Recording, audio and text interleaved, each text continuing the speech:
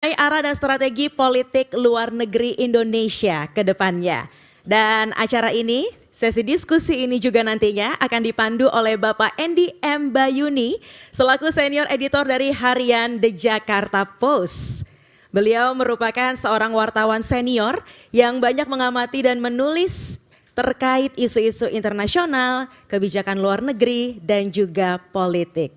Langsung saja saya mengundang untuk naik ke atas panggung Bapak Andy M. Bayuni untuk memandu acara pada hari ini.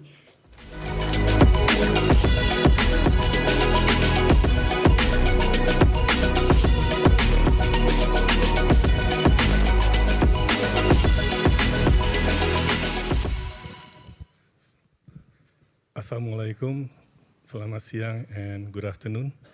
Sebelum saya mulai introduction-nya, saya minta Pak Ganjar untuk bergabung ke atas. Silakan Pak.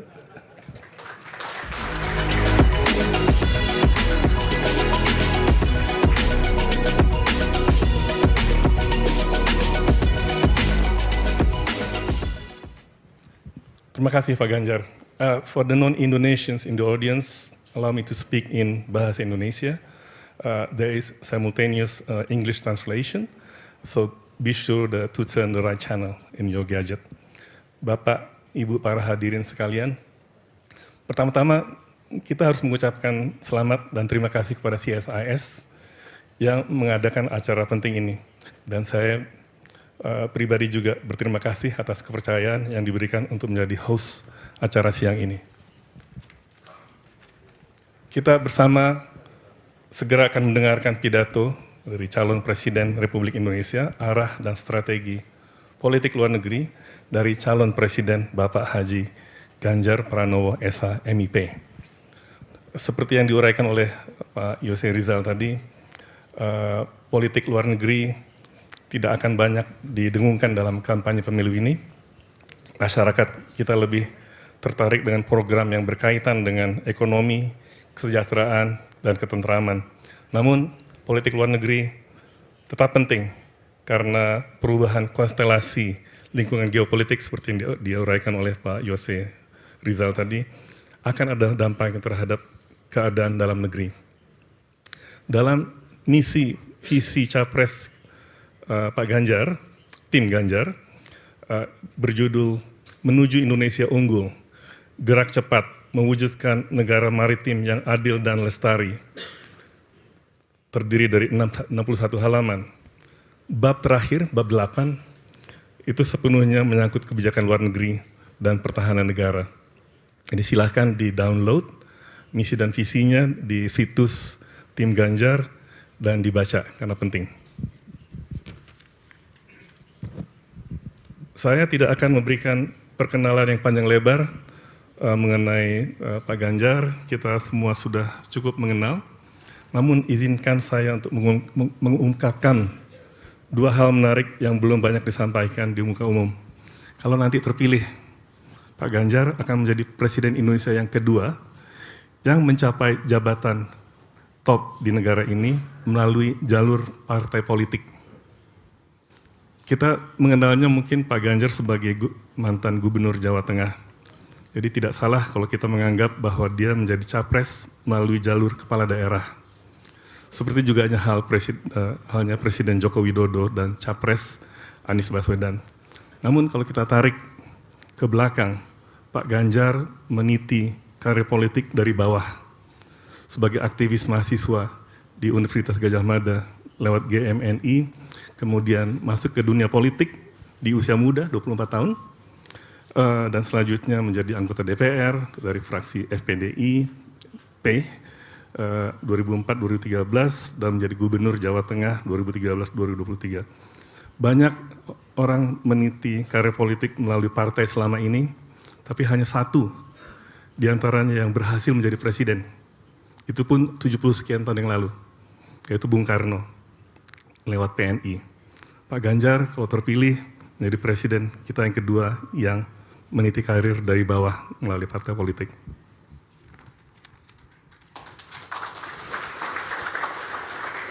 Mungkin ini bisa memberikan motivasi kepada anak-anak muda untuk tidak segan-segan bergabung dengan partai politik. Dari 7 presiden kita sebelumnya, ada yang masuk melalui jalur militer, jalur birokrasi, jalur akademis, jalur kepala daerah, jalur bisnis, dan juga ada jalur keluarga. Kemudian ada juga jalur partai politik, seperti Bung Karno dan kalau terpilih Pak Ganjar. Catatan kecil kedua mengenai Pak Ganjar, dia akan menjadi presiden Indonesia yang secara fisik paling tinggi. Yaitu kalau nggak salah 1,83 meter. Di setiap acara KTT yang dihadiri oleh Presiden Jokowi, saya senang melihat presiden kita itu berdiri standing tall, ya, sama tingginya dengan kebanyakan pemimpin negara yang lain. Itu Pak Jokowi. Nah, nanti kalau Pak Ganjar lebih tinggi lagi.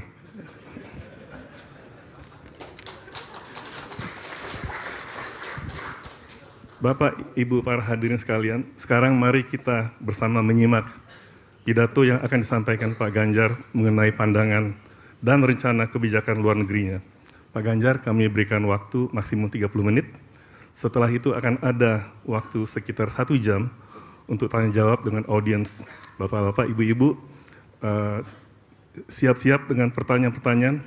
Boleh yang tajam dan sulit, karena kita akan tes calon presiden kita siang ini. Pada Pak Ganjar kami persilakan.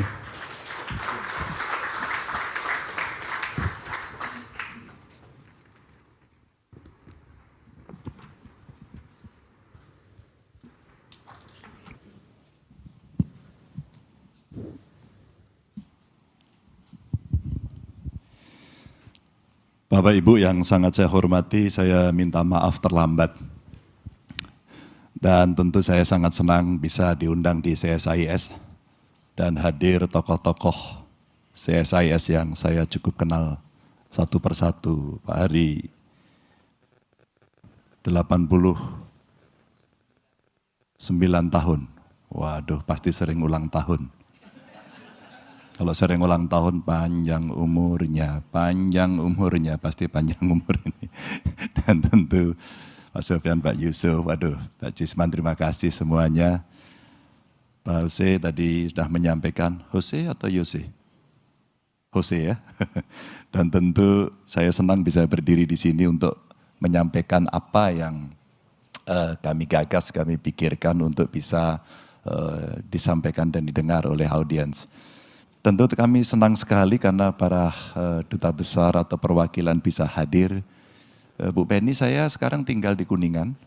Jadi kalau pagi saya lari di depan kantor kedutaan. Dari Belanda terima kasih juga sudah hadir. Aduh, dari Jepang terima kasih sudah hadir juga. Dan banyak sekali yang hari ini hadir. Beberapa di antaranya pernah bertemu saya. Dan Bapak Ibu teman-teman,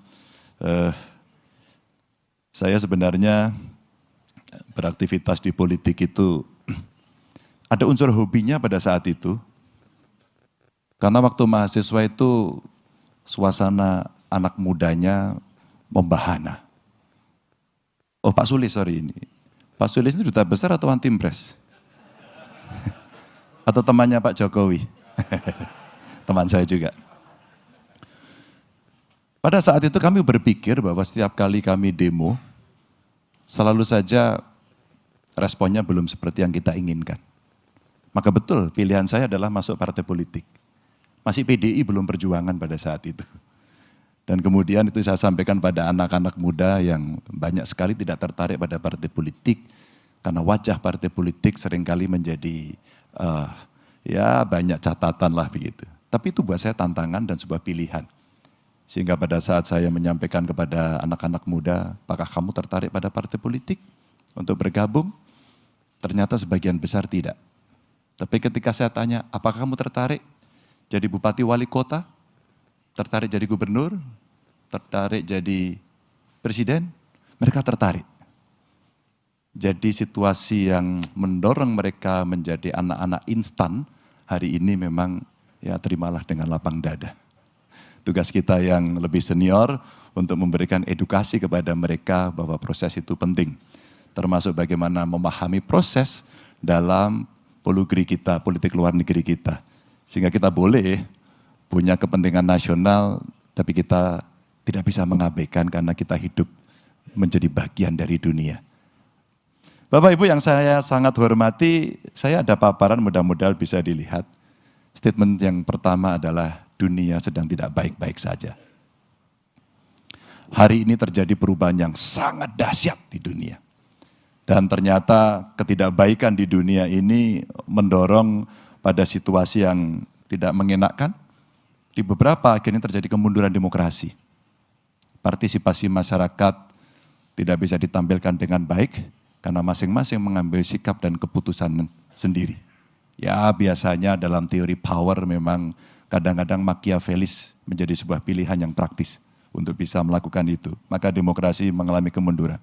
Ada ketidakadilan global tadi juga sudah disampaikan sehingga hak-hak warga bangsa, warga negara ya butuh perhatian.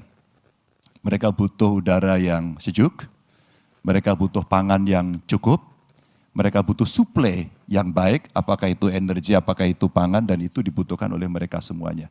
Saya kira kondisi ini hari ini penting untuk kita bicarakan, agar dalam konteks pergaulan dunia, kita akan sering banyak berbicara. Para diplomat kita mintakan untuk sering berbicara. Bagaimana kepentingan bilateral atau multilateral bisa diselesaikan sekali lagi untuk kepentingan bersama dan sama-sama saling menguntungkan. Ini yang penting. Kemerosotan ekonomi terjadi karena pukulan berat. Kemarin kita mengalami pandemi serentak. Tapi tidak cukup dengan itu.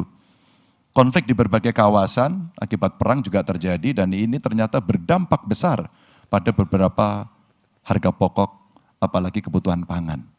Maka kami tidak heran kalau kemudian hampir semua negara produsen pangan itu mencoba untuk mengerem. Apakah ini harus kita izinkan untuk dibeli oleh negara lain atau kita keep agar kita bisa memenuhi kebutuhan nasional dari masing-masing negara. Maka sekali lagi, kalaulah kita ingin agar hidup di bumi ini jauh lebih baik, sekali lagi diplomat-diplomat ini menjadi punya kekuatan yang sangat penting untuk setiap negara ada. Itu situasi dunia Bapak Ibu dan tentu saja kita melihat bagaimana kondisi kita yang ada di Asia. Kalau kita melihat, maka di Asia juga sama, ada ketegangan di beberapa wilayah. Ya, ada Korea Utara, Korea Selatan, kemudian ada di Selat Taiwan, di Laut Tiongkok Selatan. Yang ini pun rasanya proses-proses politik diplomasi tidak boleh berhenti. Tidak boleh berhenti, harus terus-menerus dilakukan agar terjadi understanding di antara masing-masing negara atau di kawasan itu untuk bisa memahami dan kemudian tidak pecah perang. Tidak pecah situasi yang membuat masyarakatnya menjadi lebih menderita karena situasi itu. Ini kondisi yang ada, maka kebijakan luar negeri dan diplomasi untuk Indonesia kita ya mesti jauh lebih baik belajar dari pengalaman yang ada. Inilah pentingnya acara pada sore hari ini. Sebenarnya kalau saya diskusi pada kesempatan seperti ini, jauh lebih senang ketika kemudian saya sampaikan, saya diam, dan kemudian orang mendengarkan, memberikan masukan. Apa yang kemudian mesti kita lakukan? Karena itulah suara-suara yang merepresentasikan dari sekian kepentingan untuk diformulasikan menjadi sebuah kebijakan. Daripada kemudian bersih tegang dan eyel-eyelan.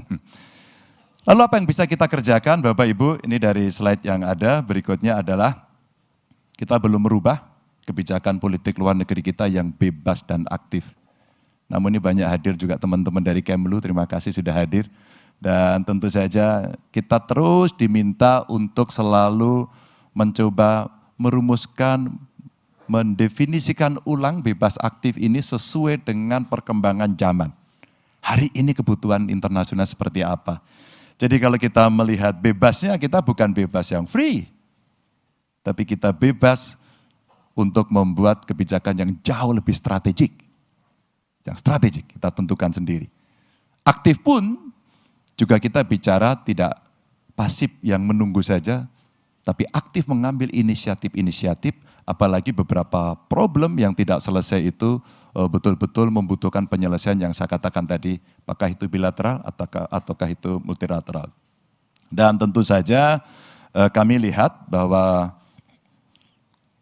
kondisi yang sudah cukup lama ini mendorong kita dalam konteks politik luar negeri adalah ini menjadi instrumen Bapak Ibu. Instrumen untuk mencapai tujuan dengan kepentingan dan agenda nasional dengan tetap memperhatikan kewajiban-kewajiban kita di dunia internasional. Lalu bagaimana? Undang-undang dasar kita memerintahkan sudah sangat jelas. Itulah kondisi-kondisi yang hari ini mesti kita jaga dan tentu saja strategic autonomy maupun inclusive engagement ini yang hari ini rasa-rasanya Kementerian Luar Negeri tentu saja sebagai baris terdepan untuk menyiapkan segala sesuatunya dari perubahan yang terjadi secara global. Lalu Bapak Ibu, bagaimana memanai politik bebas aktif yang dilakukan untuk Indonesia? Kami mencoba tidak mengambil banyak-banyak. Biasanya kalau seperti ini seringkali orang menyampaikan kok ini tidak masuk, kok itu tidak masuk. Saya akan mengambil beberapa poin yang sangat penting saja. Yang pertama bagaimana pemanaan politik luar negeri kita yang bebas aktif yang dilakukan melalui 5 isu utama yang terkait dengan tentu kepentingan nasional kita. Yang pertama Indonesia punya potensi menjadi lumbung pangan dunia. Sekali lagi, kita punya potensi menjadi lumbung pangan dunia. Di ASEAN saya kira Vietnam, ada lagi Thailand, India yang di sekitar kita, Tiongkok punya kemampuan untuk memproduksi itu dan saya kira termasuk Indonesia. Maka kalau kita bicara lumbung pangan dunia, kita coba memastikan suplai pangan yang berkelanjutan dalam situasi konflik atau perang. Kita mesti pastikan itu. Maka kalau kita bicara sisi produksi, kami bicara dengan para peneliti, kami bicara dengan para pelaku usaha, kami sampaikan kepada para profesional dalam hal ini para petani, kita punya potensi yang bagus. Produksi beras kita lumayan meskipun rata-rata masih sekitar 5,9 saya kira tertinggi ton per hektar. Maka hasil risetnya sudah sampai 12. Tapi riset, kalaulah kita bisa meningkatkan 7 ton saja, maka produksi itu sudah sangat luar biasa. Itu artinya butuh modernisasi, mekanisasi, dan intervensi dari pemerintah. Tidak bisa politik pangan ini dibiarkan oleh petani, dibiarkan kepada petani dan mereka suruh berjalan begitu saja. Tidak bisa. Negara harus mengintervensi, termasuk bagaimana pengelolaannya. Maka saya orang yang mendorong dalam konteks lumbung pangan dunia ini, Bulog mesti dikembalikan pada fungsi awal. Sehingga kebutuhan pokok itu negara harus menguasai, tidak bisa diliberalkan seperti ini. Dan itu biasanya petani kalah. Saya baru pulang tadi pagi dari Palembang, kemudian ke Jawa Barat, hari ini bisa ke sini. Dan saya bertemu dengan petani, Pak Ganjar, biaya produksi kami mahal. Tapi kenapa pembeliannya sangat murah? Dan pada saat ini, kami konsumen membeli beras dengan sangat mahal. Bapak Ibu, inilah yang kemudian mesti kita tata dalam konteks kepentingan nasional. Yang kedua, tentu kita bicara soal kemandirian energi. Kalau hari ini orang bicara energi kotor, maka transisi energinya mesti disiapkan. Tapi mahal sekali ini investasinya. Maka penting buat kami dalam konteks hubungan internasionalnya mengajak negara-negara sahabat untuk bisa terlibat menyelesaikan persoalan-persoalan ini. Saya kira waktu Pak Sulis masih di Korea Selatan, sekarang masih Pak ya? Oh sudah enggak. Di Korea Selatan kita titipi banyak hal waktu itu dan antara lain kita coba kerjasama dalam teknologi motor listrik ya, mobil listrik. Sebenarnya kita ingin menjemput bagaimana hilirisasi itu betul-betul bisa sampai ke hilirnya, sampai end produknya. Kita mesti tuntaskan itu. Dan tidak hanya cerita soal nikel, saya kira kita punya batu bara, punya sawit, punya laut, punya prospek pertumbuhan ekonomi digital yang tinggi. Maka inilah yang mestinya masuk pada hilirisasi untuk kita mendorong kemandirian ekonomi kita. Nah, kemandirian energi ini Bapak Ibu kalau kita lihat dalam paparan ini, jadi fluktuasi harga minyak dunia akibat perang ini lumayan tinggi, naik turun. Dan kira-kira kalau itu nggak selesai naik terus-menerus, APBN-nya pasti akan jebol.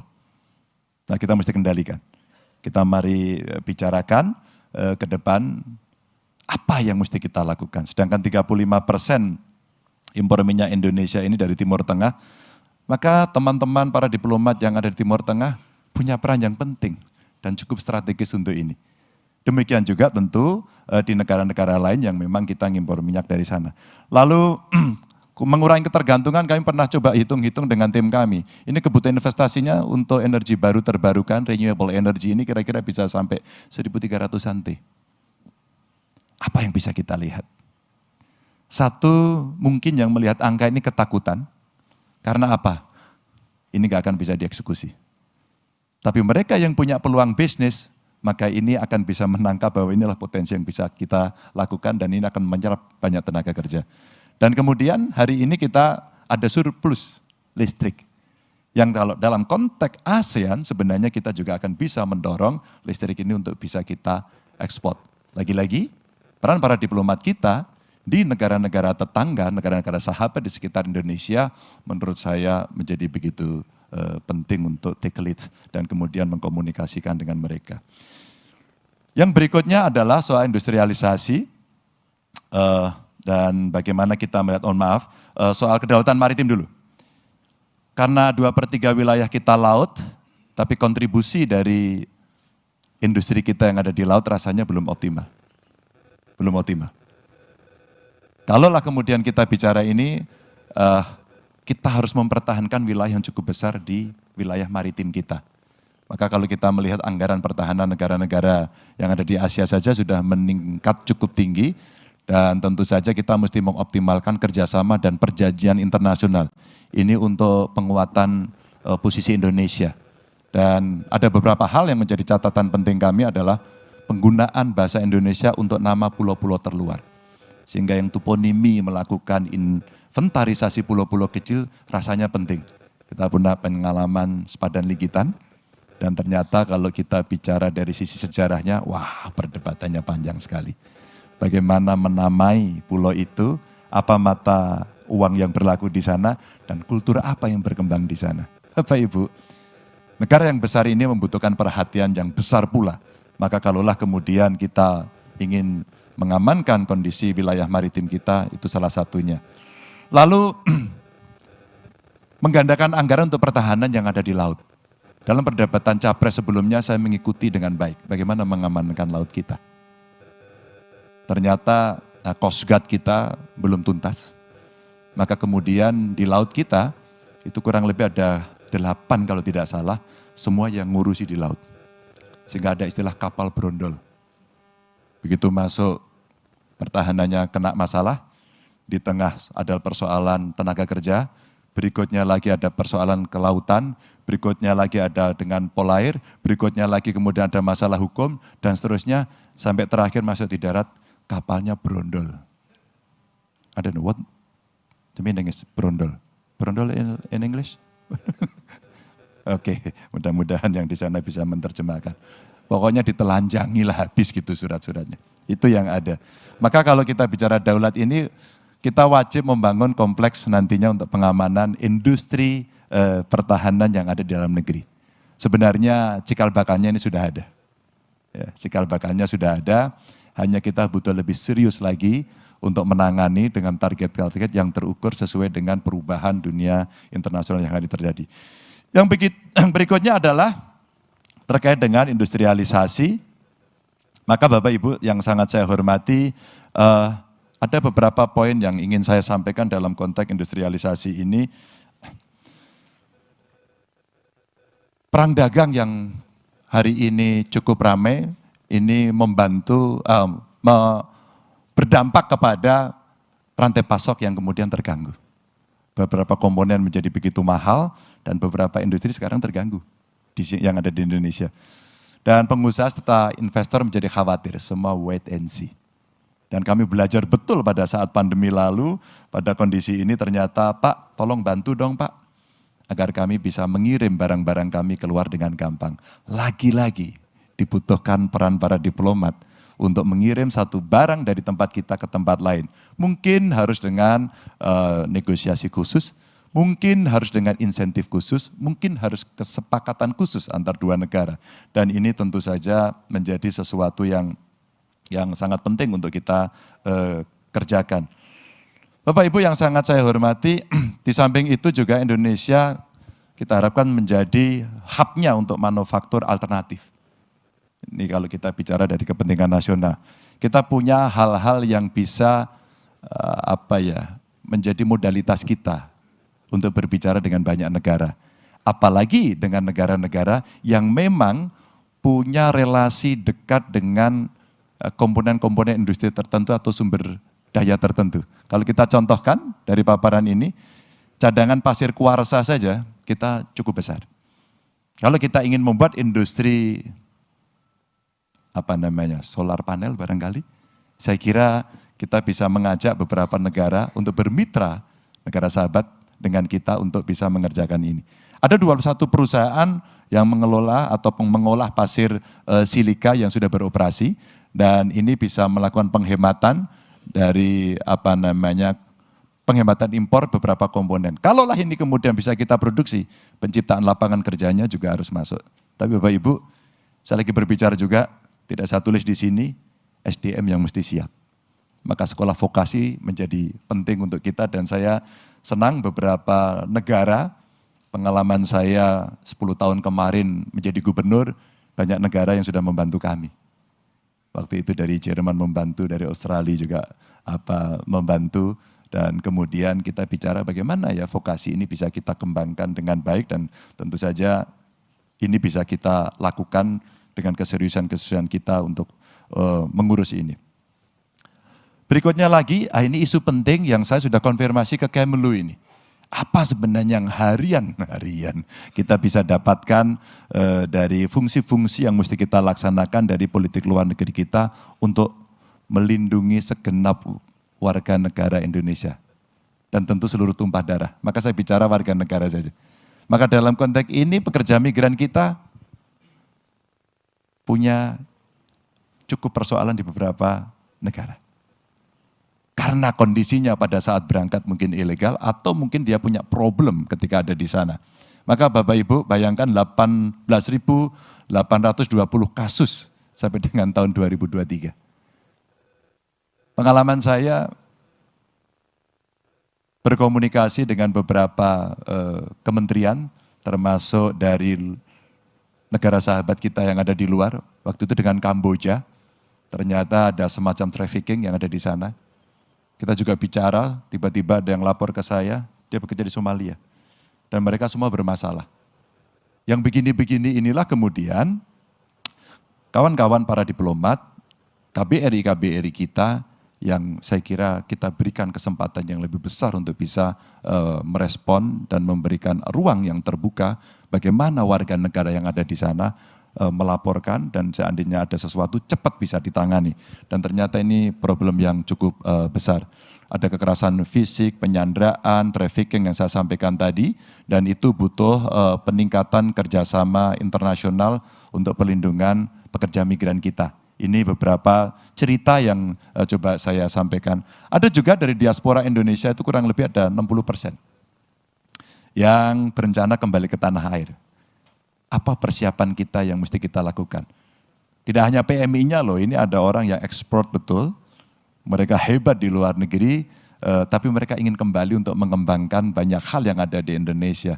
Saya kira ruang ini mesti kita buka, tapi ada peluang yang tidak terlalu tinggi untuk karir mereka yang ada di sini.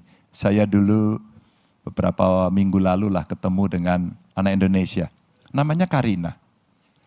Saya tanya pada banyak orang, apakah Anda kenal dengan Karina? Hampir semua mengatakan saya tidak kenal. Begitu saya ceritakan, Bung, semua akhirnya kenal. Karina adalah salah satu anggota tim yang menemukan vaksin AstraZeneca. Anak ini luar biasa. Sekarang dia lagi kerja di pemerintah Australia. Lalu saya melamar dia karena dia bisa mendapatkan tempat kerja yang bagus di sana. Apakah kamu mau bekerja di Indonesia? Dan dia sangat antusias. Anak-anak hebat ini hanya salah satu aja saya ambil contoh. Dan dia saya lamar jadi tim sukses saya. Ini anak hebat, masih muda. Apakah kamu mau berbicara tentang bioscience? Karena keahlian dia ada di situ. Dengan semangat yang tinggi dia sampaikan, saya akan lakukan itu. Bapak Ibu, Ini cerita diaspora-diaspora kita. Dan tentu saja yang berikutnya adalah kekuatan negara dari peraturan visa yang resiprokal. Target Indonesia bebas visa ini saya kira menjadi catatan penting agar di antara beberapa negara ini bisa jauh lebih mudah.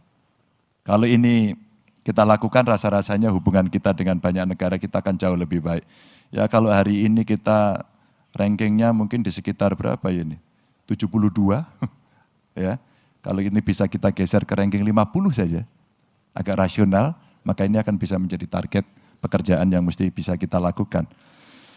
Bapak Ibu yang sangat saya hormati, sudah agak panjang saya menyampaikan cerita ini, dan tentu saja kita mesti ikut melaksanakan ketertiban dunia yang berdasarkan kemerdekaan, perdamaian abadi, dan keadilan sosial. Inilah politik luar negeri kita yang bisa membuat damai dan adil untuk memberikan rasa merdeka kepada seluruh bangsa yang ada. Dan saya kira itulah penghormatan yang terbaik antar negara yang bersahabat. Terima kasih, mudah-mudahan cukup bisa menjelaskan. Assalamualaikum warahmatullahi wabarakatuh.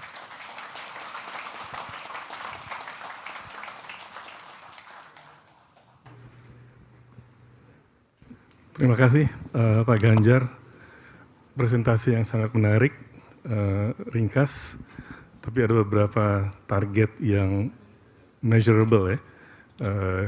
Ini akan menjadi homework bagi teman-teman di Kemlu. Tadi target yang menarik mengenai visa bebas di 120 negara.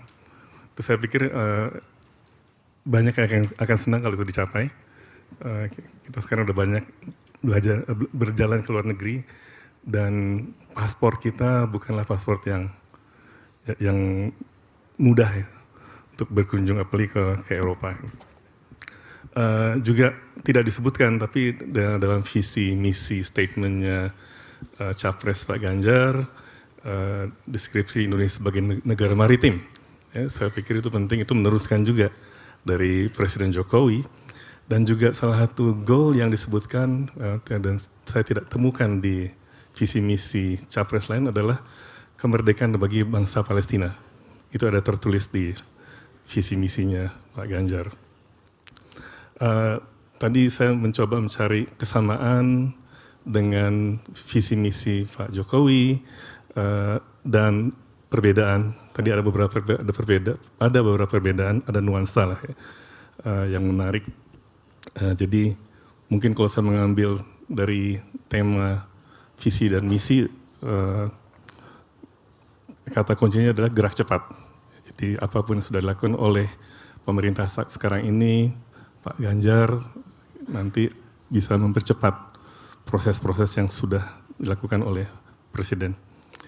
Kita masih ada waktu sekitar 60 menit untuk sesi tanya jawab. Namun sebelum saya lempar ke floor, izinkan saya menggunakan prerogatif saya sebagai host untuk mengajukan pertanyaan pertama. Satu pertanyaan aja.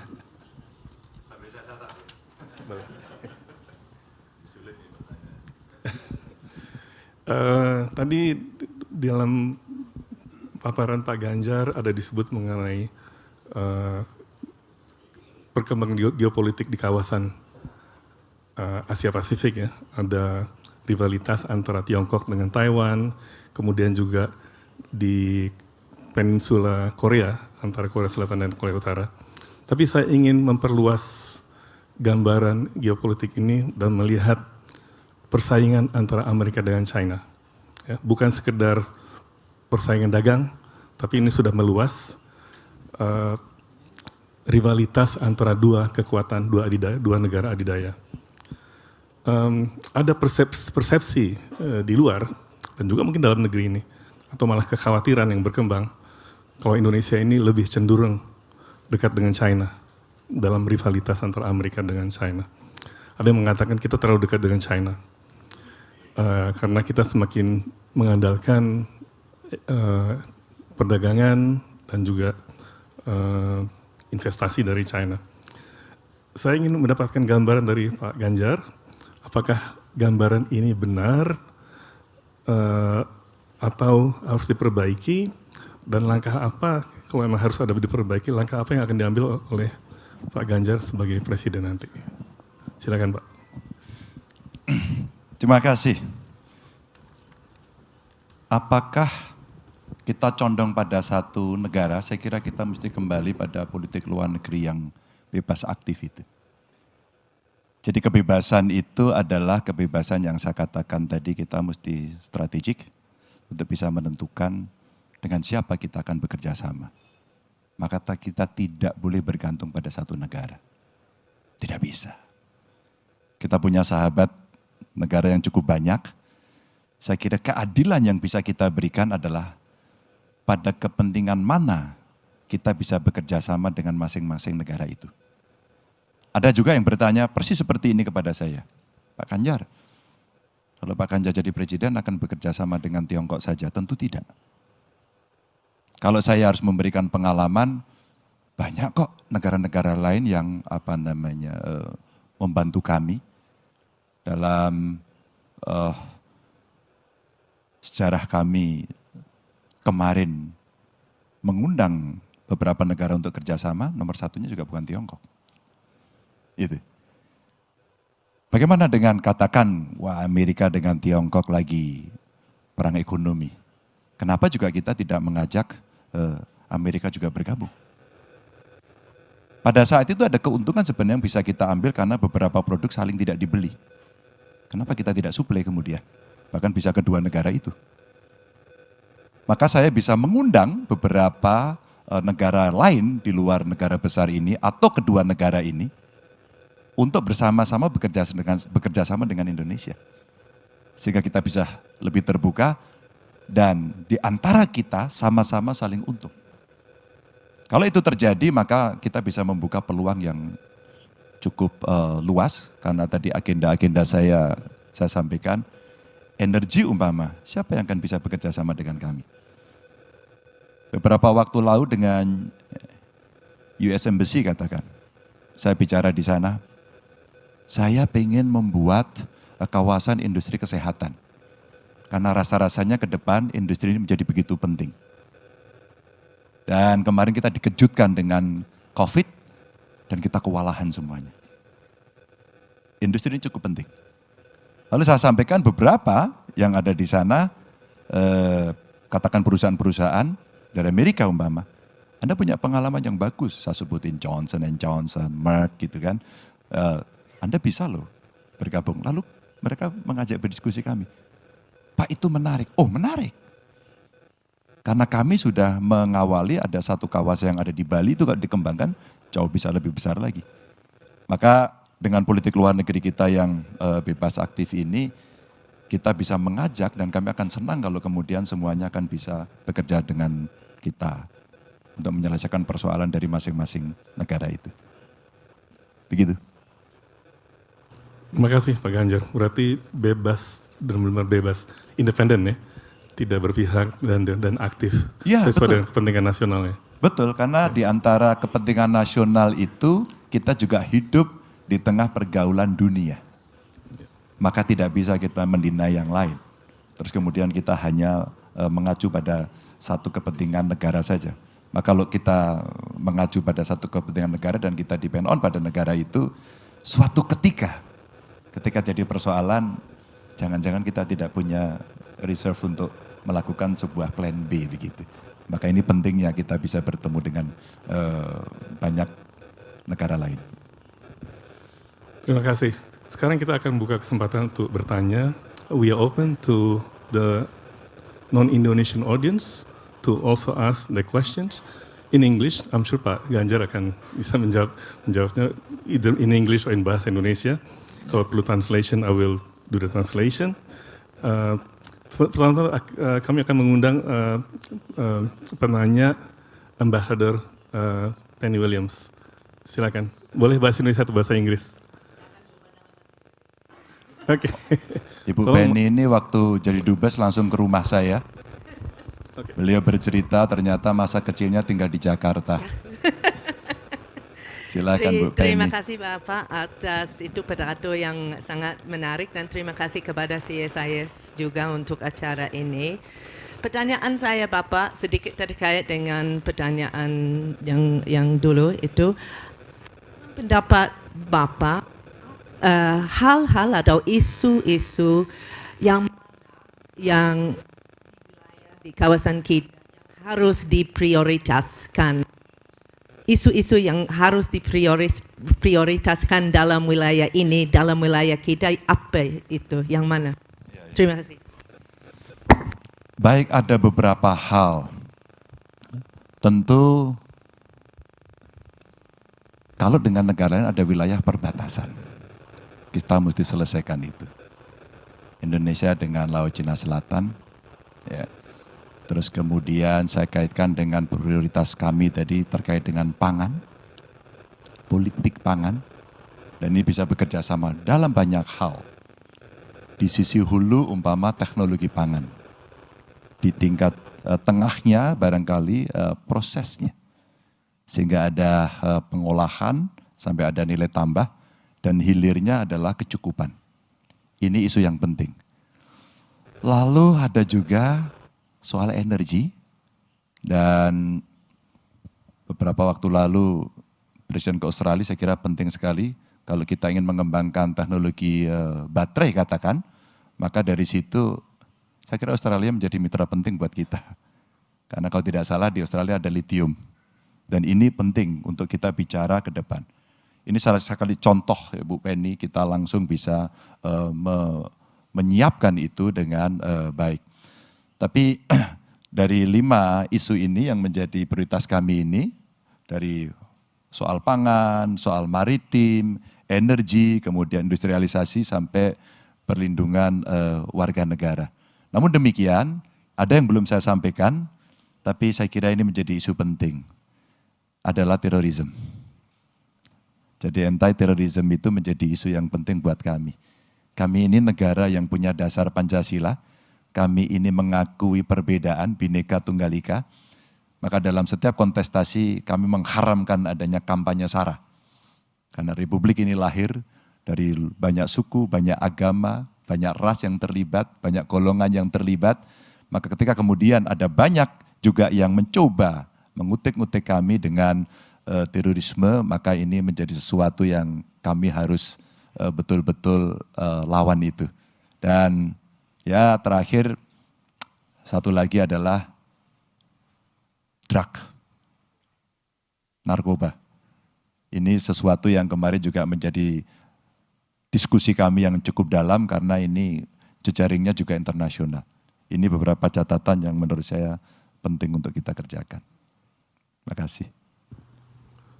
Terima kasih Pak Ganjar. Selanjutnya saya mengundang Pak Alexius Jamadu, ada sini, untuk mengajukan pertanyaan. Silakan. Terima kasih Pak Endi. Tadi ada ibu-ibu yang angkat tangan juga ya? Ya, silakan Pak Alex. Habis ini. Terima kasih Pak Ganjar untuk sambutannya tadi. Dan saya menggarisbawahi salah satu poin penting di dalam sambutan Bapak adalah Indonesia mengkapitalisasi kekuatan material kita untuk diplomasi yang efektif. Saya pikir itu logika politik luar negeri yang bagus. Ya, kalau kita di dalam kebutuhan-kebutuhan strategi seperti itu, kita bisa menjalankan politik luar negeri aktif. Karena hanya orang kuat bisa bebas. Hanya orang kuat yang bisa aktif. Terkait dengan itu, pertanyaan saya adalah, di dalam visi ini terlihat ada keinginan yang sangat kuat untuk gerak lebih cepat.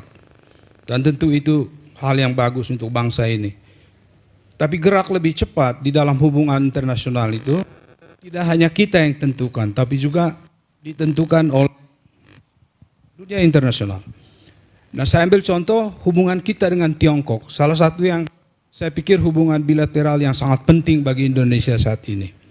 Kerjasama ekonomi kita makin dalam, ekstensif, dan jujur saja kita sangat bergantung kepada Tiongkok. Nah, dalam kondisi seperti itu, bagaimana Bapak kalau terpilih nanti menavigasikan politik luar negeri bebas aktif itu tatkala ketergantungan kita makin dalam. Utang luar negeri, investasi, infrastruktur, perdagangan, kita tidak bisa, ini udah point of no return. Itu yang pertama. Yang kedua, kita juga punya kepemimpinan tradisional di ASEAN. Dan negara-negara ASEAN juga itu punya kepentingan masing-masing, sangat pragmatis, ya. Kita juga.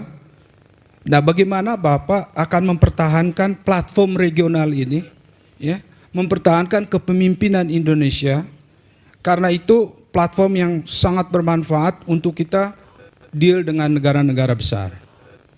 Demikian Pak Ganjar. Terima kasih. Terima kasih Pak Alex. Ketika kita punya kekuatan dan kemudian itu menjadi kekuatan yang bisa dikomparasikan dengan banyak negara. Dan kalau dimulai dari material kita punya, tadi boleh ditampilkan nggak yang nikel dan sebagainya. Kenapa ini saya sampaikan Pak? Wong kita punya kok Pak, kekuatan itu. Kalau kita kuat di situ, kita besar di situ kan kita akan mempengaruhi. Kan begitu pertanyaannya. Maka kita punya. Ketika kita punya ini dan kemudian sebutlah kita mau bicara kemandirian energi. Energi kita tidak boleh mencemari ya. Ada Kyoto Protocol, ada Paris Agreement. Katakan di situ. Dan kemudian seluruh dunia akan nagih besok pertemuan di Uni Emirat Arab ya. Saya kira di Dubai kalau nggak salah ya. Ada pertemuan COP di sana, semua pasti akan bertanya bagaimana progres dari negara masing-masing yang sudah menyepakati itu untuk melakukan transisi energinya, menuju energi yang lebih bersih. Maka ketika kita punya, Pak lihat aja Pak kekuatan itu Pak. Nikel itu ternyata kalau diolah kita punya keuntungan yang sangat besar. Secara ekonomi dapat, kebutuhan negara dapat, dan kita sedang menuju energi bersih, salah satu contoh. Atau yang kedua barangkali sawit. Sawit kita terbesar juga kan di dunia. Tinggal kemudian bagaimana kawan-kawan nanti di Kemlu katakan, para diplomat didukung. Jadi leadernya adalah Kemlu.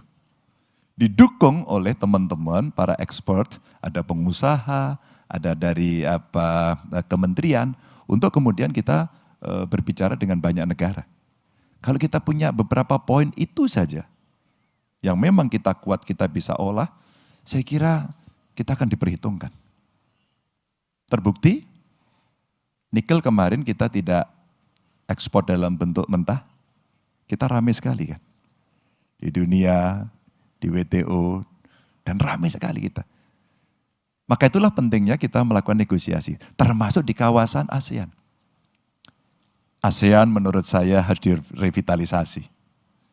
ASEAN sebenarnya punya kekuatan. Tapi saya tahu juga ada hubungan-hubungan antar negara, anggota ASEAN dengan negara di luar ASEAN. Maka ASEAN Plus 3 kalau tidak salah juga kita sudah mulai berbicara soal itu. Kalau itu dilakukan, maka dalam konteks kepemimpinan Indonesia, maka kepemimpinan kan bukan I.O.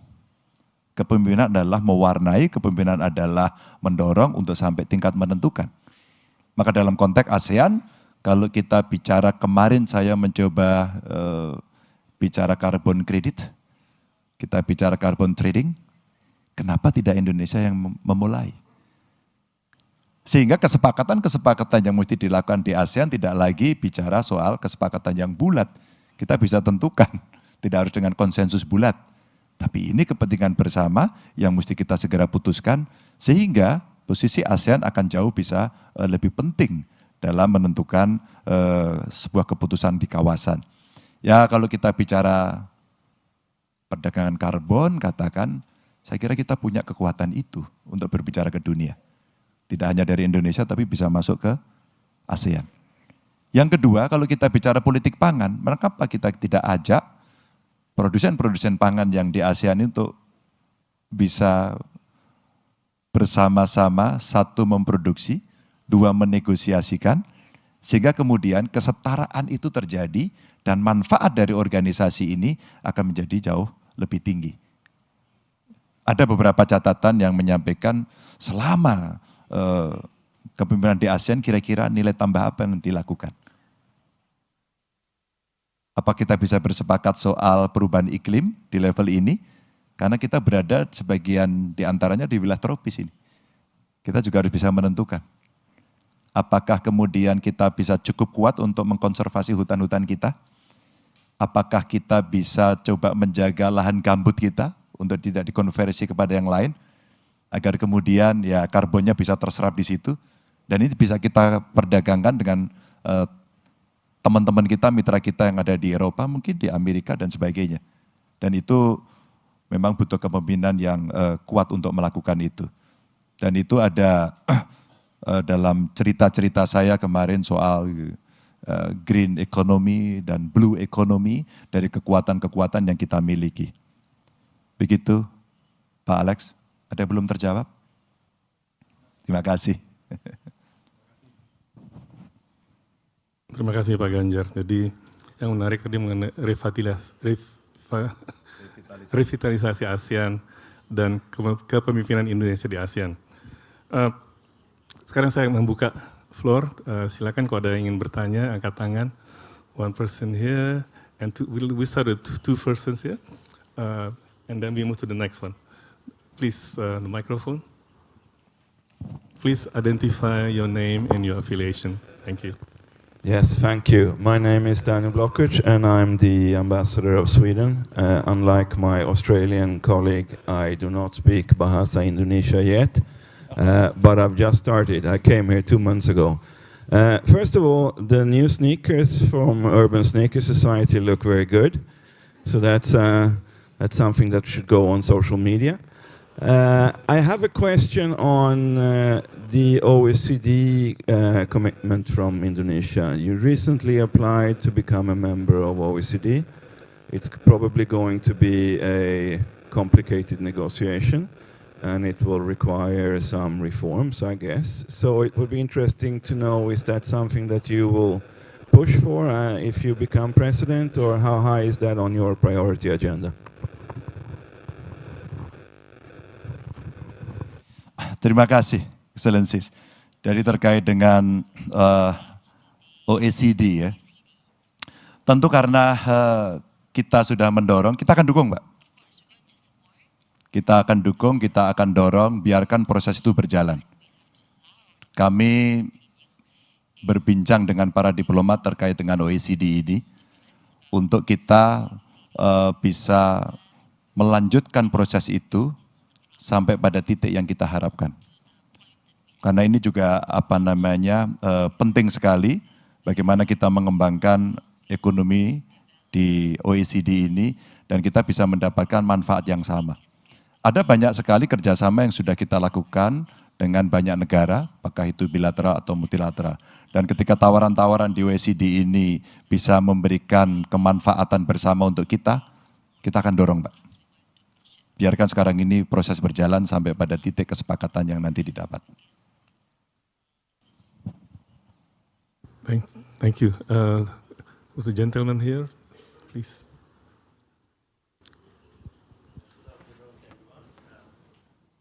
Alip, I am ambassador of Turkey. I have arrived a couple of months ago here, actually. Thank you for the opportunity. My question is about your first map that you have shown here. In the first map that you have shown, the conflict areas actually, in order to highlight the interconnectivity. When there is a conflict somewhere else, it will influence your economy, your domestic politics, like food security, energy security. In this context, also you have said that you would like to pursue active foreign policy. What would be your view on the calls for reforming UN in that particular context? Because when we look at the current conflicts, they go on and on, and there's a lot of criticism of UN that there must be something to be done on UN. I would like to have your idea on this one. Lastly, you also talked about, the visa issues, that you would like to have more and more, I think, connections with the world outside. I just would like to inform you that nationals, citizens of Indonesia can come to Turkey without visa. Thank you. Okay, thank you so much. Free visa ya. Thank you so much. Ya, kalau kita melihat peran PBB, boleh ditayangkan ya gambarnya ini. Saya kira Pak Duta Besar sudah melihat ini. Sengaja saya kasih gambar ini untuk memberikan tekanan kepada kita semuanya. PBB tidak bisa berbuat apa-apa. Dewan Keamanan juga sama.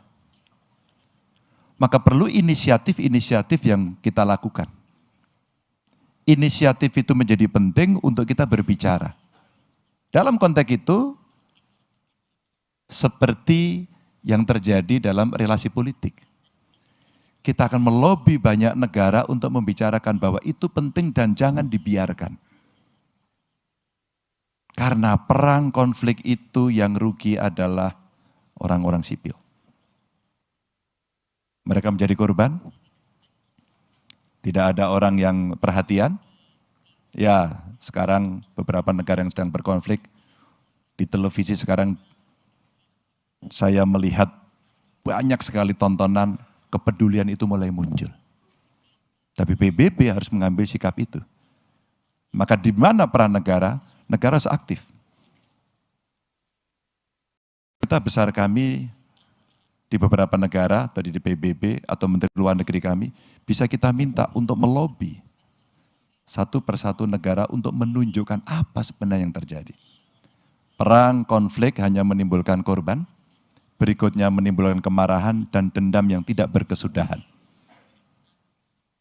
Padahal kita ingin dunia kita bebas dan kita mesti saling menghormati. Maka beberapa penyelesaian di konflik itu harus melibatkan dua negara yang berkonflik. Dan kita bisa mengambil inisiatif itu. Indonesia umpama ketika kita bicara G20, keketuaan G20 katakan.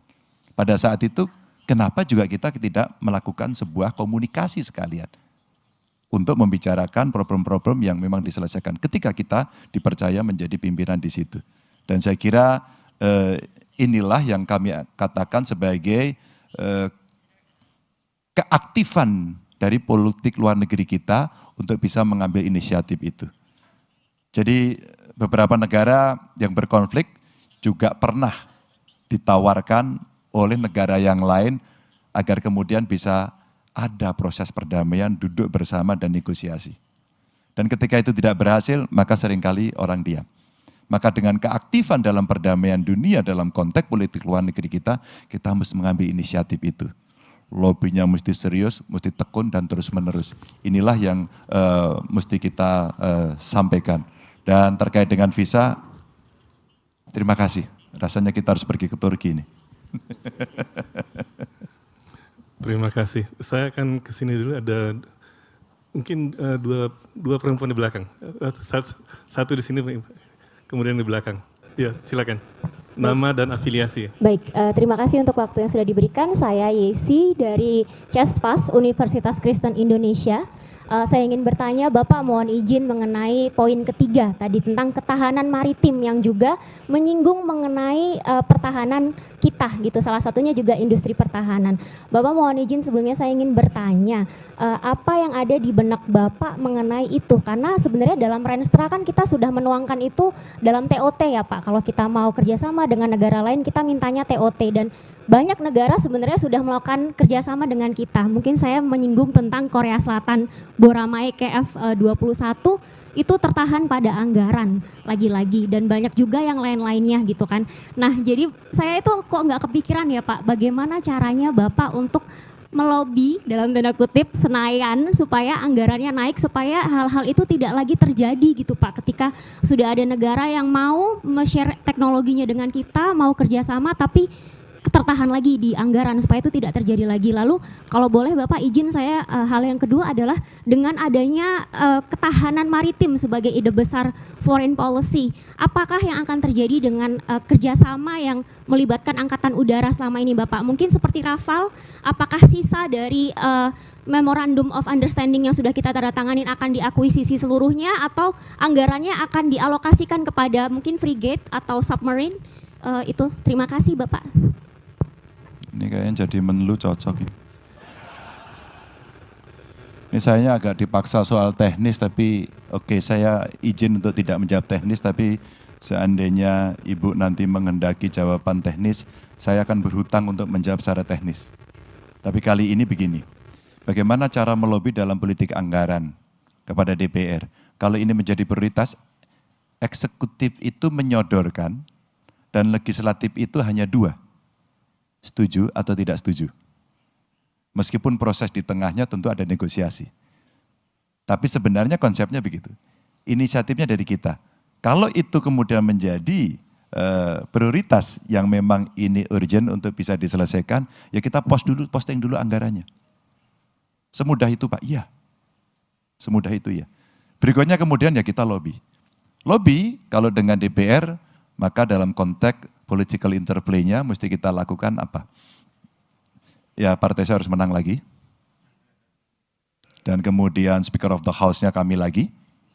Presidennya juga kami. Dan kemudian kita akan bicara itu, dan itu menjadi tidak terlalu sulit. Ya. Akan berbeda kemudian jika peta politik yang ada di parlemen berbeda. Umpama kita berada pada posisi minoritas, maka bukan tidak mungkin akan terjadi deal yang tidak mudah. Tapi kalau kita melihat pengalaman dari beberapa presiden yang pernah ada, dan kebetulan saya pernah duduk di sana, jadi ada cara-cara yang bisa diselesaikan tidak terlalu sulit. Yang penting dari pemerintah bisa nggak memaparkan secara bagus, meyakinkan bahwa ya ini prioritas yang penting. Maka dalam konteks tadi saya ceritakan, dulu dalam debat itu laut kita yang luas, mau kita kawal dengan teknologi. Saya masih ingat beberapa kandidat dulu menyampaikan kita akan bikin drone. Drone atau satelit. Maka kalau kemudian itu mau kita libatkan, ya ada di matra laut dan matra udara sebenarnya bisa kita ajak untuk berbicara pada soal itu. Ya kekurangan anggaran sebenarnya bisa Mbak membuat prioritas saja. Ini serius, ini menjadi prioritas, ya setuju, tok, tulis dulu. Jadi tahapan-tahapannya seperti itu. Kalau nanti dari jawaban saya ini sekali lagi kurang detail, saya akan berhutang jawaban pada Anda untuk saya detailkan termasuk angka-angka dan bagaimana men-take over tadi sampai kemudian diambil alih semuanya. Begitu ya? Sementara cukup?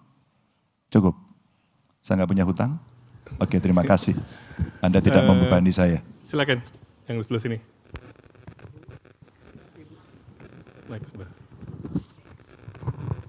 Terima kasih Pak, saya Tatat dari Majelis Ekonomi Muhammadiyah. Saya ingin bertanya tentang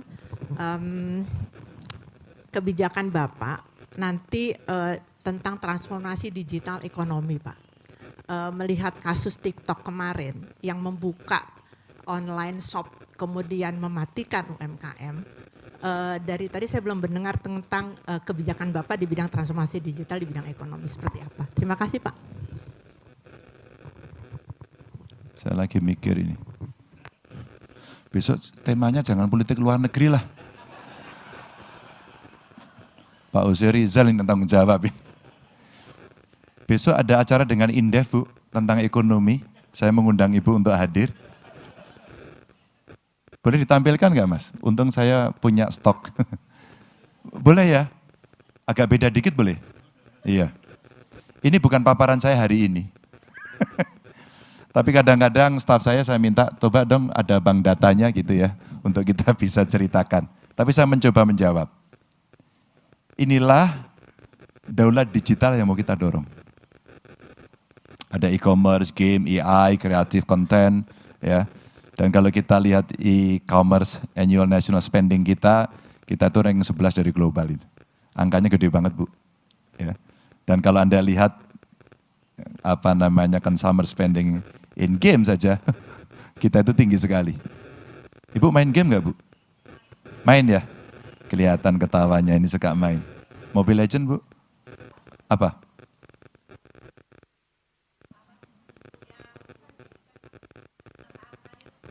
Pada angka-angkanya, togel. No, yang itu jangan. Oke, ternyata Ibu main game, oke. Nah, kalau kita lihat kemudian hardware kita, ini potensi kapasitas data center Indonesia itu sampai 670 megawatt. Ini tim saya tak suruh ngitung. Coba hitung, ambil datanya. Jadi surplus listriknya akan bisa kita gunakan, lapangan kerja bisa naik, upskilling SDM bisa kita lakukan, dan potensi ekonomi digital kita ada 4.531 T. Bu, sebagian yang menjadi cita-cita saya adalah hilirisasi industri digital, Bu. Jadi kalau Ibu ketemu anak-anak muda yang mereka sebut Gen Z, kita nyebut Gen Z tapi dia tidak suka disebut Gen Z. Mereka sampaikan, Pak, kami butuh creative hub untuk kami bisa mengembangkan talenta kami. Begitu. Lalu ternyata ada komunitas-komunitas yang dia bentuk dan dia butuh mendapatkan perhatian dari pemerintah. Dan semua yang dia kerjakan terkait dengan digital. Bu, sepatu saya baru, Bu, lihat, silakan dilihat. Oh, jelas. Saya diundang untuk datang ke pameran ini. Apa Bu sebutan kelompok ini? Mereka adalah komunitas sneakers. Apakah terbayangkan oleh kita yang namanya ubanan seperti ini? Tidak. Yang kita pikirkan yang gede-gede, anak-anak kita berpikir komunitas sneakers, komunitas coding, pencipta lagu, desainer, games developer. Mereka lakukan itu semua. Lalu dia bilang, Pak, kami nggak punya akses modal. Lalu kami membuat FGD kecil dengan mereka. Lalu ada ketentuan dari pemerintah yang sudah diberikan, tapi tidak dilaksanakan hari ini. Mau saya kasih tahu, adalah IP, intellectual property. Dan itu bisa dijadikan sebagai kolateral, tapi tidak pernah dieksekusi. Saat saya diskusi, saya masih jadi gubernur. Maka saya tawarkan, bro, ini enggak sulit. Tapi butuh mau dari Anda. Anda mau enggak melakukan? Oh, saya mau, Pak. Oke, Anda mau hutang berapa? Oke, Pak. Saya enggak akan banyak-banyak, mungkin sekitar 50 sampai 100 juta. Baik, besok kamu datang ke bank saya. Karena saya pemilik bank. Bank Jateng maksud saya waktu itu. Untuk apa? Agar bisa pecah telur bahwa IP-nya bisa dijadikan kolateral. Bu, ini contoh kalau kita mau bicara soal ekonomi digital yang ada. Ya, TikTok Shop itu sebenarnya kasus yang hari ini tiba-tiba kita kaget. Padahal sebenarnya juga pernah terjadi di aplikasi yang lain gitu ya. Di medsos yang lain, orang sudah jualan. Tapi begitu TikTok Shop-nya ini betul-betul menjadi toko dan kemudian orang berjualan di sana, siapapun berjualan itu hak. Tapi ketika kemudian pasar tradisional mati, maka negara harus turun tangan dan mengintervensi. Jangan membiarkan. Bu, begitu itu diintervensi, diatur saja. Bukan dilarang, diatur. Bagaimana aturan main yang baik pada soal itu. Bu, saya ke Cirebon diprotes sama 2 remaja putri. Nangis-nangis dia di depan saya. Karena dia bilang, Pak, saya ini bekerja dengan inisiatif sendiri, modal sendiri, nggak ada bantuan siapapun, mulai TikTok Shop dan laku. Kenapa Bapak tutup? 2 kepentingan inilah yang kemudian mengakibatkan seringkali terjadi cynical yang muncul. AI itu bagus. Tapi seluruh dunia sekarang punya problem tentang AI. Saya tidak tahu tiba-tiba kemarin Pak Jokowi pintar sekali berbahasa Mandarin. Ya Pak ya? Bahasa Mandarin benar nggak Pak Sulis itu kemarin? Benar. Pak Jokowi nggak yang ngomong? Bukan. Ngeri ya Bu. Terbayangkan nggak kalau kemudian ini menjadi fitnah yang bisa dilakukan? Terakhir Bu, saya mau jawab dengan gambar Bu. Yang ini ya tadi. Boleh? Yang tadi Mas. Yang tadi tampilkan yang karya dari anak-anak. Oke, kita butuh loading dulu nggak apa-apa. Kita dorong ketika kemudian ada creative hub yang muncullah kemudian anak-anak hebat Bu. Terus, tadi yang kreatif dari anak-anak yang bisa tampil, ada yang pemain lokal, yang pemain global. Ternyata anak-anak kita itu luar biasa. Ibu pernah dengar anak-anak muda, Voice of Baceprot? Ada ya? Dia itu adalah rocker, 3 cewek, pakai hijab Bu, sekolahnya madrasah. Dan sekarang dia main ke seluruh dunia. Atau saya kasih ini yang berjaya membawa nama dunia di Takarang, Rich Brian, saya kira semua kenal. Ini anak muda Indonesia yang keren gitu. Ada Cila Kiana. Ini saya sebut sebagai jago tandang. Dia keluar negeri karena industri kreatif dan digitalnya Bu. Dia punya bakat kemudian disalurkan. Dan ada yang jago kandang itu bukan berarti jelek tapi di kita. Ini ada Jember Fashion Carnival, ada Nekdip, ini, ya, terus kemudian ada Tecek, ya, ada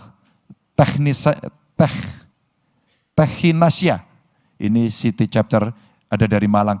Ini Bu, Malang, Surabaya, daerah loh. Jadi kalau kita bicara ekonomi digital, wow, ini ekonomi masa depan. Kalau ini kita kembangkan, SDM-nya kita siapkan, pemerintah lebih banyak, termasuk pemerintah daerah membangun kreatif hub lebih banyak, Bu, mungkin kita akan bisa menurunkan eksploitasi sumber daya alam kita, agar ekonomi kreatifnya lebih tumbuh. Maka kalau orang bicara, ini ada duta besar Korea, mantan duta besar Korea juga ada di sana. Bu, di Korea itu ketika ekonomi digital muncul, terus kemudian anak-anak berbakat talentanya dikembangkan, yang keranjingan dunia luar. Ya, saya ARMY Bu, BTS Bu. Ini BTS yang nyanyi ya Bu, bukan yang lain.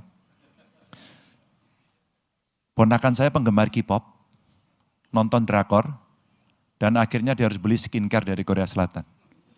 Pak Sulis setiap datang ke tempat saya, bawanya ginseng, nggak tahu maksudnya apa ini. Apa artinya? Dari satu yang kemudian bisa menjadi mercusuar, ternyata dia menjadi lokomotif untuk menarik gerbong industri kreatif lainnya. Saya harus akhiri Bu, biar kita kembali pada politik luar negeri. Terima kasih Pak Ganjar. Ada pertanyaan dari ini satu, silakan. Apakah ada masih 2 jam atau 3 jam lagi? Waktu masih kan? Silakan mikrofon di sini satu. Di sana ada pertanyaan. Oke, nanti habis itu di sana ya. Yang di belakang sekali. Oh iya, tadi kiri terus ya, ini lupa ke kanan. Silakan. Terima kasih ya, selamat sore, dan nama saya Lambert Gein, saya dubes Belanda. Ya. Juga mau mengucapkan terima kasih atas sambutan pidato yang sangat menarik. Dan saya ada pertanyaan tentang soal kemandirian energi. Ada banyak, salah satu tantangan yang cukup besar untuk banyak negara-negara di dunia adalah soal yang terkait dengan energi berkelanjutan, khususnya untuk mengurangi konsumsi batu bara. Nah, tadi Pak Ganjar menunjukkan bahwa di Indonesia ada surplus listrik, tapi surplus listrik itu bergantung dari atau dependent on produksi batu bara. Nah, bagaimana pikiran Pak Ganjar, rencananya Pak Ganjar tentang produksi dan konsumsi batu bara di Indonesia? Terima kasih. Terima kasih Pak Lambert. Bisa ditayangkan nggak ini? Jadi ini transisi yang coba kita siapkan, ya. Waktu itu juga kita tawarkan kepada beberapa orang, dan waktu itu kalau nggak salah ini paparan di US Chamber ini. Ini kita sampaikan Pak. Jadi kalau kita lihat beberapa senario untuk mendorong renewable energy. Transisi energinya kita siapkan Pak. Kita butuh anggaran cukup besar tadi Pak. Maka kalau Pak Lambert nanti kita bisa bicara dan mengajak lebih banyak negara untuk mewujudkan ini peluang Pak, kita bekerja sama Pak. Dan kalau ini terjadi Pak, maka kita juga akan bisa mengurangi emisi dari coal atau batu bara. Itu yang akan terjadi. Tapi sampai dengan hari ini proses ini mesti berlanjut dan simultan. Maka kami belum bisa berhenti pada soal itu.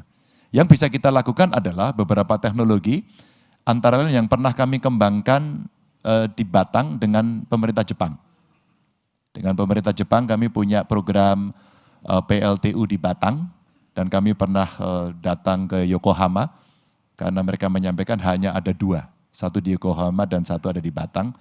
Dan ini energi dengan teknologi ultra super critical yang mencoba menangkap fly ash-nya lebih banyak sehingga kemudian gas buangnya akan lebih rendah lagi. Tapi ini memang PR buat kami karena kami harus maju pada negara industri dan ini pasti menjadi risiko yang sudah kita mitigasi. Maka pada proses itulah kurva kedua, second curve-nya kita siapkan. Ketika ini tumbuh, berkembang, industri kami maju, ya. Dan kemudian pada puncak tertentu ini turun, maka kita menyiapkan agar kami tidak jatuh terpuruk. Kita menyiapkan kurva keduanya yang kita siapkan mulai sekarang ini dengan desain transisi energi, dan kita coba mengajak beberapa negara untuk mau berinvestasi dengan teknologi yang pernah dimiliki. Kami sampaikan pada saat itu contohnya First Solar, ini yang punya pengalaman juga, dan waktu itu kami tawarkan, tentu banyak negara lain yang punya, yang bisa kita dorong untuk mempercepat itu. Dan ketika kemudian nanti Pak Lambert katakan ini menarik untuk kita mau, kita bisa jalankan. Kami lagi mencoba umpama hidro, geothermal, solar, wind, itu sebenarnya di dalam kami, di Indonesia juga masyarakat belum banyak tahu. Maka ada kejadian di 3 titik. Kembali saya menceritakan, ini bukan cerita soal Ganjar, tapi cerita soal pengalaman saja. Kami sudah punya umpama di Dieng, geothermal, bagus. Tapi ketika beberapa plan itu pernah terjadi kebocoran dan kemudian ada ledakan di situ, masyarakat takut. Kemudian demonya berbondong-bondong, padahal kita sangat kaya sekali pada sumber daya ini. Dan ini ya, Indonesia Ring of Fire, sehingga kita banyak gunung berapi yang pasti geotermalnya banyak. Kita butuh teknologi itu. Kita pernah bekerja sama dengan Jerman di Gunung Slamet, dan kami harus menjelaskan satu persatu bagaimana masyarakat mesti tahu bahwa ini salah satu kekayaan kita yang kita bisa pakai, sehingga nanti kita akan bisa mengurangi apa yang menjadi beban bumi ini terkait dengan pembangkit listrik yang bersumber dari batu bara tadi itu. Itu Pak. Jadi kita perlu bekerja sama untuk mentransisikan energi dengan energi yang lebih bersih. Terima kasih Pak Lambert. Terima kasih Pak Ganjar. Tadi yang paling ujung mikrofonnya kita udah sampaikan. Kemudian ya, pakai batik ya, habis itu silakan. Terima kasih atas kesempatan yang diberikan. Selamat sore Pak Ganjar. Terima kasih atas pidatonya. Saya Andrew dari CSIS, peneliti Departemen Hubungan Internasional. Pertanyaan saya sebetulnya simpel. Biasanya sarjana hubungan internasional dalam mendeskripsikan posisi suatu negara akan menggunakan kata-kata power, besar, kuat.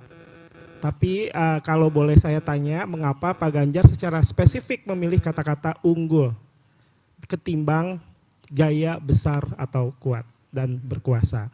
Dan kemudian pertanyaan berikutnya yang kedua, kalau tadi dipotret bahwa salah satu masalah yang menunjukkan dunia tidak baik-baik saja adalah kemunduran demokrasi yang terjadi di tingkat global, sebetulnya apa yang masih kita punya di Indonesia berkaitan dengan demokrasi kita yang tetap membuat kita bangga saat ini bahwa Indonesia adalah negara demokrasi dan bisa kita tunjukkan sekaligus mungkin kita ekspor sebagai solusi terhadap masalah global yang tadi Bapak sampaikan berkaitan dengan kemunduran demokrasi. Terima kasih. Iya, kenapa pilihannya pada unggul dan cepat tadi disebut? Karena yang ada di kepala saya adalah ini ada potensi yang kita bisa dapatkan untuk melakukan lompatan. Apa itu bonus demografi? Maka kita mesti unggul. Unggulnya tidak kita pilih pada semua bidang kita unggul. Enggak, yang kita kuat saja. Salah satu adalah potensi pangan. 2, kemudian kita bicara beberapa sumber daya alam kita, material kita yang tadi Pak Alex sampaikan tadi, wong kita punya kok, yang negara lain tidak punya. Maka kalau kita unggul di bidang itu, dan kita dipertimbangkan betul-betul di situ, maka dunia akan mengakui. Dan itulah pintu kita untuk bisa bernegosiasi dengan banyak negara. Check and give-nya ada dan kemudian kita bisa menjadi setara. Kalau power, rasa-rasanya yang ada di kepala kita kemudian siapa menekan siapa. Dan akhirnya menjadi tidak fair. Yang kecil pasti kalah. Maka aliansi-aliansi kemudian dibentuk. Dan inilah yang menjadi perhatian kita. Bagaimana antar negara betul-betul mereka bisa setara, bisa saling menghormati dalam relasi diplomatik yang baik. Yang menghormati. Itu saya kira yang pertama. Sorry, yang kedua tadi? Oh, demokrasi. Ya. Bagaimana kemunduran kita masih bangga? Ukuran kebanggaan kita pemilu besok ada yang intervensi enggak? Kalau pemilu besok bisa jurdil, maka kita mesti bangga pada demokrasi kita. Ya. Tapi kalau kemudian itu tidak, maka kita akan setback. Maka civil society sekarang punya peran yang sangat penting untuk menjaga itu. Sehingga ketika kemudian demokrasi bisa berjalan dengan baik, maka akan ada muncul ganjar-ganjar berikutnya.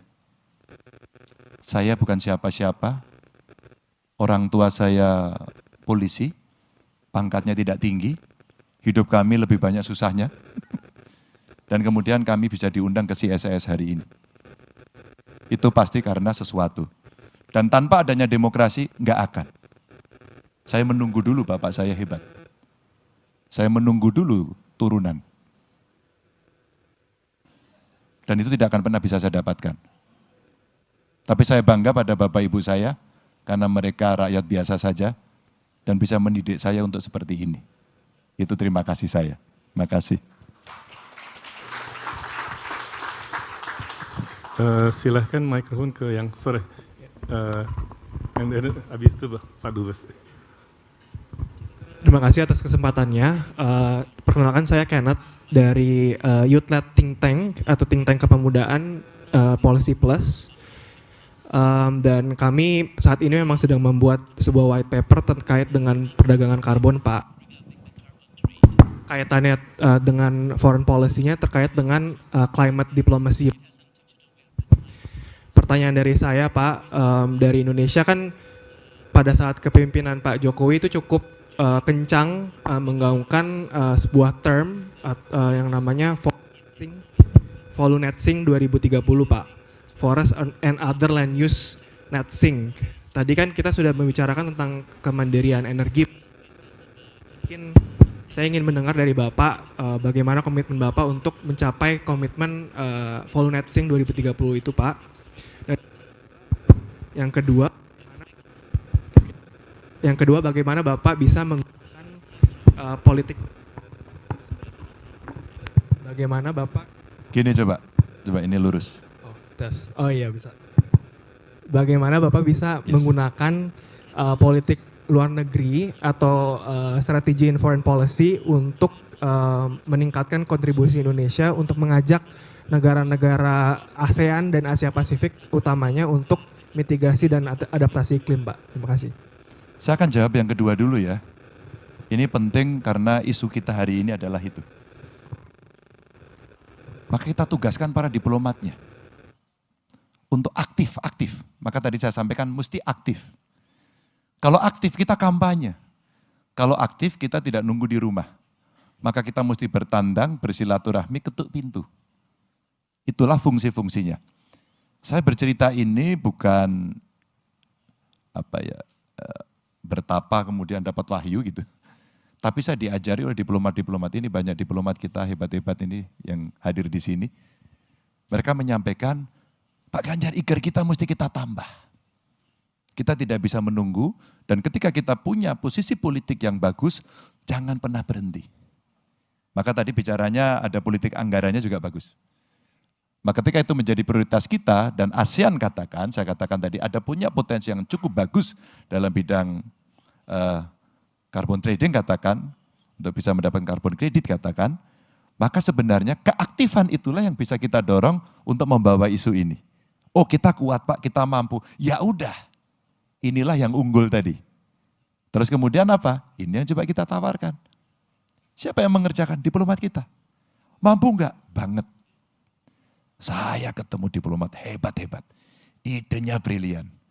Yang dia butuhkan adalah keputusan pemimpin tertinggi.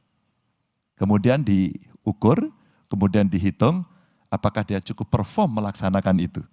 Barulah kemudian mereka akan tahu saya perform atau saya tidak perform. Gambarnya kira-kira begini. Ini kalau kita bicara dari blue economy atau yang lain yang kaitannya dengan potensi-potensi tadi yang ada. Termasuk yang green boleh juga enggak? Dari green ke blue. Greennya tadi udah ya?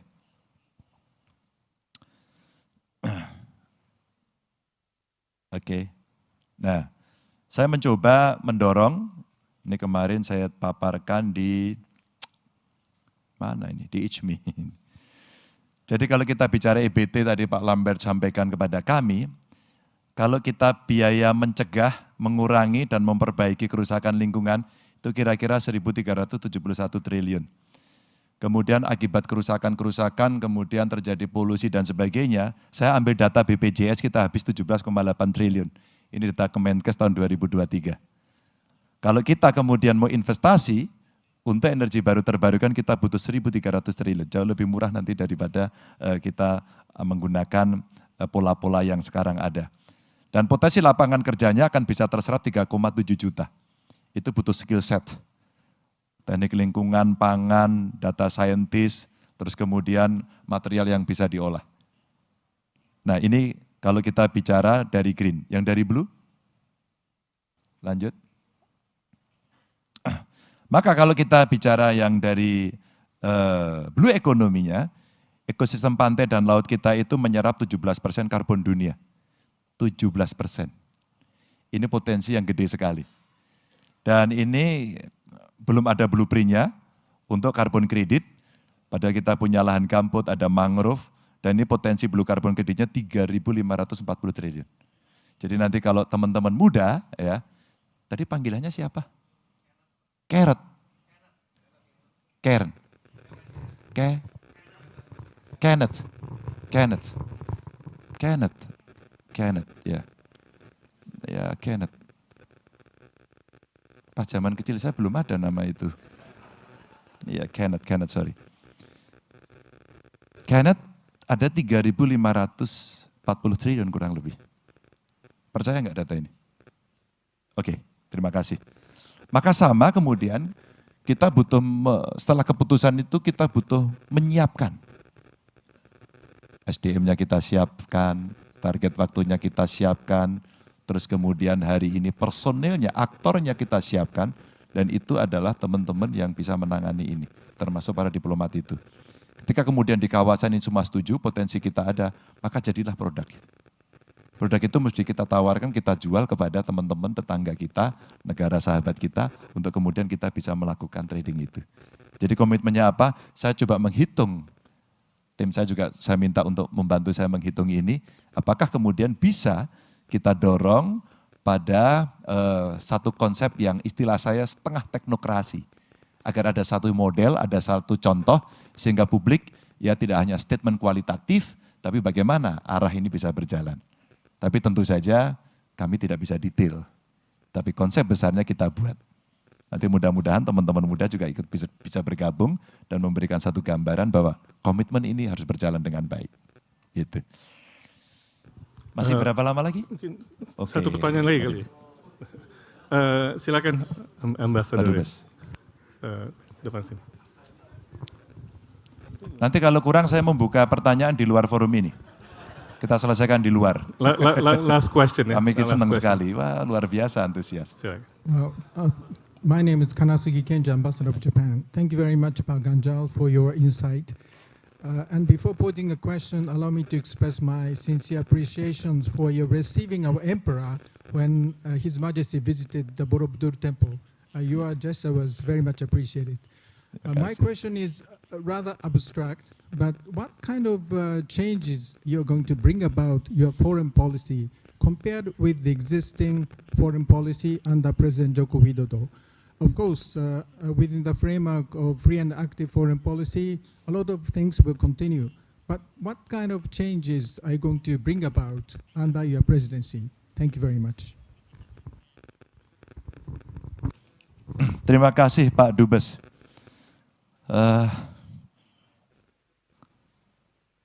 Kaisar Bapak ternyata ramah sekali. Saya mengantarkan Kaisar melihat candi, dan dulu kami dikasih tahu Pak Dubes, nanti tidak boleh salaman. Padahal kami ingin salaman. Kami ingin jabat tangan dengan Kaisar. Dan kami disuruh berhenti, dan ini tidak boleh salaman. Waduh, padahal kita ingin salaman. Dan orang Indonesia kalau sudah salaman, ditambahi satu lagi, selfie. Ya, gitu.